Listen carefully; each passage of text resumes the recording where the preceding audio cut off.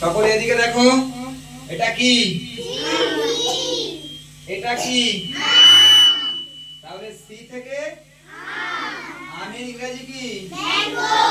Mango বানান কি? M A N G O. Mango. Mango মানে আম খেতে কেমন লাগে? সকলে আম খাও? ঠিক আছে, তাহলে আম সুন্দর করে সি থেকে আজকে আমাদের এই ম্যাঙ্গো আঁকা হলো, তাই তো? ম্যাঙ্গোর কালার কি? সবুজ। আর তাহলে যখন একদম কচি থেকে শুরু হয় তখন হয় সবুজ, আর যখন আস্তে আস্তে পাকা শুরু করে তখন হয় হলুদ, তাই তো?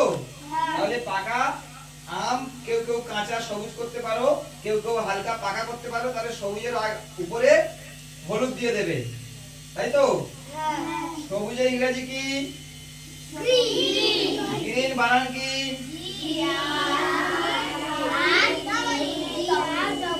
জি আর ডবল ই